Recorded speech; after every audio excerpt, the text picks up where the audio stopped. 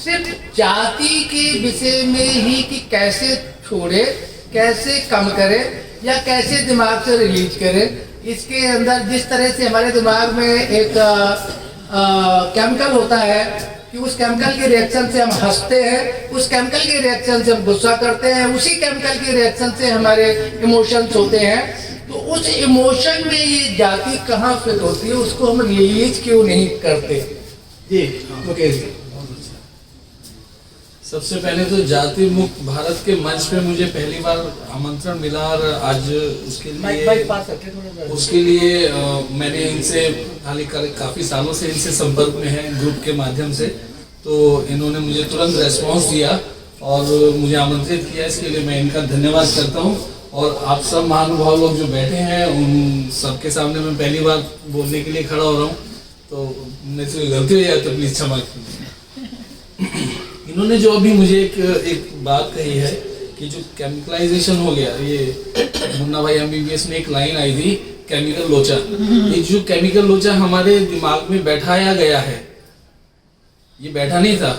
एक बच्चा जो पैदा होता है उसको क्या पता होता कि मैं कौन हूँ, बट धीरे धीरे धीरे धीरे धीरे धीरे तुम उस जाति के हो तो तुम्हारे सामने वो इस तरह का है और तुम इस तरह को वो उस तरीके का है। तो जो इस तरह की बातें बैठाई जाती है यही केमिकल लोचा है। यहीं से शुरुआत होती है, यहीं से इन्फीरियोरिटी और सुपीरियोरिटी दिमाग के अंदर बैठती है। कुल मिलाकर के जो ये विषय है ये सिर्फ सोच का है। तो हमें कोशिश ये करनी चाहिए, अब जो माहौल है, एक समय था जब ये व्यवस्था कायम की गई थी तो उस समय हमारे जो पूर्वज थे वो बेचारे अनपढ़ थे और पढ़ने लिखने का सिर्फ एक ही जाति को ठेका मिला हुआ था, वो तो हजारों सालों से है। तो कुल मिलाकर के जो व्यवस्था थी उस व्यवस्था के अंदर जो लोग जी रहे थे हमारे पूर्वज लोग, और उनको जो मौका नहीं मिला गया, क्योंकि ये तो मौका ही आया है तो अंग्रेजों के समय में आया है, इससे पहले तो व्यवस्था थी नहीं ऐसी। तो जब ये व्यवस्था जिस तरह की थी और हमारे पूर्वज उस व्यवस्था में मजबूरी से जी रहे थे, फिर भी अपना जीवन यापन कर रहे थे। एक समय था जो मुगलों का काल था, उस समय भी ये जोर आजमाइश की गई कि इनको मोमडन बना दिया जाए, मुसलमान बना दिया जाए और इनको अपना मतलब धर्म परिवर्तन करवाया जाए। लेकिन उस समय भी हमारे जो पूर्वज थे उतने बहादुर और समझदार भी थे कि उन्होंने छोटे छोटे काम पकड़ लिए बट धर्म नहीं परिवर्तन किया। वो उसी समय कायम रहे जो व्यवस्था उनको मिली थी, इतनी तो समझ थी। बट धीरे जो उनको दबा करके रखने वाली व्यवस्था थी वो वैसे की वैसी चलती रही। फिर मुगल काल के बाद अंग्रेज आए, अंग्रेजों के समय में ये बात हुई और अंग्रेजों ने थोड़ा मौका दिया, उन्होंने समझा कि भाई इसके अंदर कहाँ गड़बड़ी हो रही है, कौन किसको शोषण कर रहा है या कौन किसको मौका दे रहा है, नहीं दे रहा है या नहीं देने दे रहा है। तो फिर उन्होंने इनका साथ दिया, हमारे समाज का साथ दिया। उसी के तहत हमारे लोगों को, हमारे पूर्वजों को नौकरियां मिली, फिर पढ़ने लिखने का मौका मिला, फिर वो हमारे बाबा साहब जैसे भी पैदा हुए और उन्हीं मसीहा की वजह से आज हम लोग बड़े शहरों में क्या देश विदेश के अंदर अपना स्थान बना रहे हैं, बल्कि बहुत ऊंचाई पर बैठे हुए आज भी हम लोग दिख रहे हैं सिर्फ बाबा साहब की वजह से। अगर ये नहीं होते तो आज हमारी हालत आप समझ सकते हैं। मेरे दिमाग में जाति से मुक्त होने के लिए एक बहुत समय से एक बात चल रही है और इसके लिए मैं कई जगह बोल चुका हूँ कि ऐसा क्यों ना किया जाए। चूँकि 6743 जातियाँ किसने दी? हमने तो नहीं ली, हम तो काम करते थे। जिसको जो व्यवस्था, जो सम्राट अशोक के समय की व्यवस्था थी, वही समझ लीजिए कि बाबा साहब ने वही व्यवस्था कायम की है।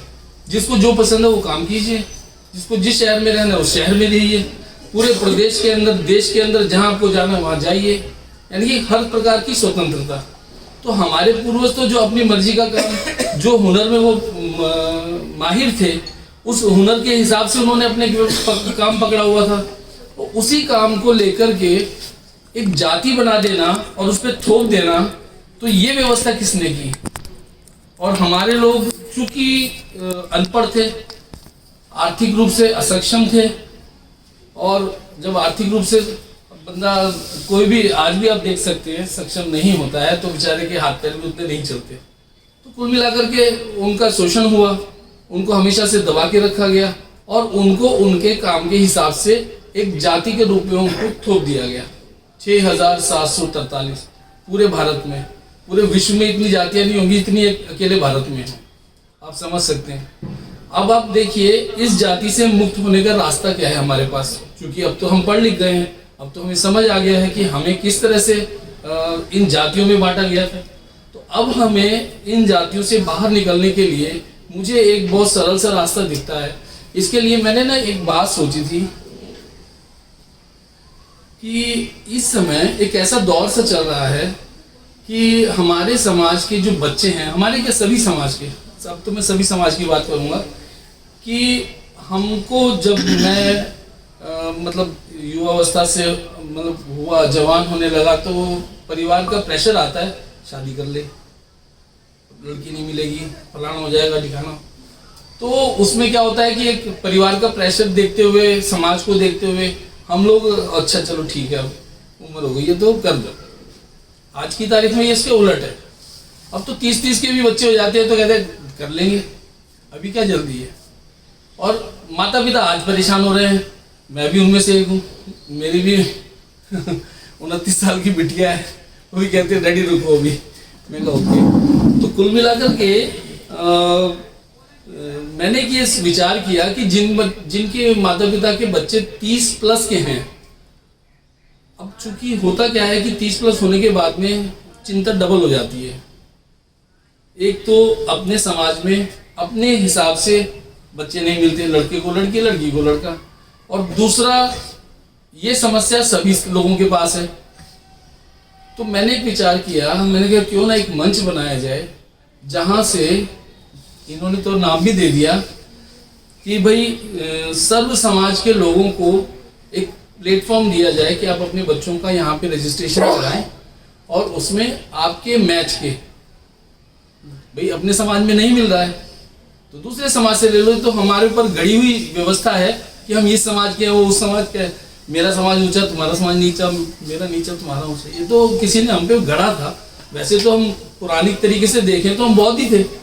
तो हमको ये देखना चाहिए कि हम इस व्यवस्था को कायम करें कि उसमें सभी समाज के बच्चों का रजिस्ट्रेशन कराया जाए और उसमें उनको एक सम्मेलन मैंने किया था। वैसे मैं बता दूं, मैं रैगर समाज से हूँ, तो मैंने एक सम्मेलन किया था और उसमें अच्छा रेस्पॉन्स मिला, परिचय सम्मेलन जिसे कहते हैं। तो ऐसे बच्चों का परिचय सम्मेलन कराया जाए और उस परिचय सम्मेलन के अंदर मैच ढूंढने का उनको प्लेटफॉर्म दिया जाए। जब उनको प्लेटफॉर्म मिलेगा तो ये जो जातियों का व्यवस्था है ऑटोमेटिकली धीरे धीरे एक मिक्सअप होने का मौका सबको मिलेगा। और इसके अंदर जरूरी नहीं है कि मैंने 6743 का आंकड़ा दिया यही होगा, बाकी 15% जो है उनको भी तो वही समस्या है, वो भी आएंगे। एक मैं चैनल पे देख रहा था कि एक लड़की ने कह दिया जी आरक्षण की वजह से मुझे नौकरी नहीं मिली, तो वो मेरे कट ऑफ से मेरा नंबर निकल गया, जबकि उसका 4 लाख से ऊपर का जेईई के अंदर नंबर आया था, 4 लाख से ऊपर का रैंक था। तो लोग बच्चे अब कुछ भी कह सकते हैं, बट उसको अपनी कमी दिखाई नहीं देती, उसने आरक्षण पे थोप दिया वैसे। तो हम अगर इस व्यवस्था के ऊपर काम करेंगे जिसके अंदर हम अंतरजातीय विवाह को प्रोत्साहन दें, तो मेरे ख्याल से हम जाति मुक्त भारत की ओर एक अच्छा सा कदम बढ़ा सकते हैं। तो मेरी आपसे गुजारिश रहेगी, अगर आपको मेरे प्रस्ताव अच्छा लगे तो इस पे काम करें, और मेरी कोई जरूरत होगी तो उसमें मैं भी आपकी पूरी सहयोग करूंगा। मैं पहली बार बोल रहा हूँ, थोड़ा मेरे अंदर से शुक्रिया, आपने मेरे को बड़े प्यार से सुना, बड़े ध्यान से सुना, उसके लिए आप लोगों को धन्यवाद, साधुवाद, जय भीम, नमो बुद्धाय। ये मंच बहुत मैंने तो एक कविता भी लिखी थी, मैं बोला नहीं जा रहा। तो हर साल आए दीजिए सर, हौसला बढ़ जाएगा। मुकेश जी जैसे लोगों की ही तो मुझे तलाश है। मुकेश जी जैसे लोग मेरे मंच में आएंगे, मैं 1 हफ्ते डेली माइक में करवाता हूँ। कई लड़के मैंने ट्रेन करे हैं, कई लड़कों को ट्रेन किया है, और जो लड़के ट्रेन हुए हैं